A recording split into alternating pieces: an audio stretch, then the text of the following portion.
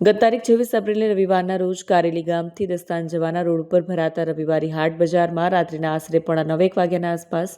3 અજાણ્યા ઈસમો જેના નામ સરનામા જણાય આવેલ નથી, જે ત્રણેયની ઉંમર વર્ષ આશરે 20 થી 25 નાઓ અચાનક કારેલી ગામ ખાતે ભરાતા શાક માર્કેટ હાટ બજારમાં શાકભાજીનું વેચાણ કરી રહ્યા હતા. ત્યાં આવી કોઈ અગમ્ય કારણસર ફરિયાદી બ્રિજેશ શ્રીકાંત પ્રસાદ સાહુના 25 વર્ષીય મિત્ર નામે રોહિત કુમાર ચિંતામણીનાને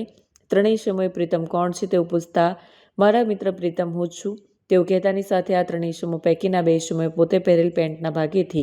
એકદમ ચપ્પુ કાઢી પ્રીતમની જાનથી મારી નાખવાના ઈરાદેથી પ્રીતમના શરીરે ડાબી છાતીના પડખાના ભાગે અને પેટની જમણી બાજુ આંતરડાના ભાગે ઘા કર્યા.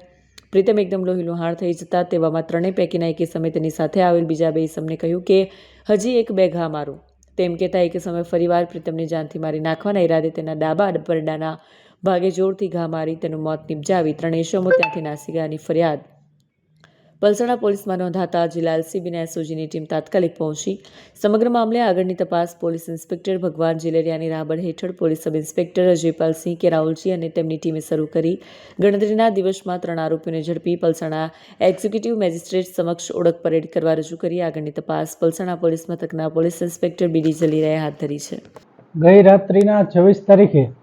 26/4/2026ના 9 વાગે રાહી સોસાયટી પાસે એક મેસેજ મળેલ કે એક વ્યક્તિને છરી મારી અને હત્યા નિપજાવેલ છે. જે બાબતે પલસાણા પોલીસ સ્ટેશનમાં હત્યાનો ગુનો દાખલ કરવામાં આવેલ અને અજાણ્યા 3 ઈસમો વિરુદ્ધ ગુનો દાખલ કરેલ.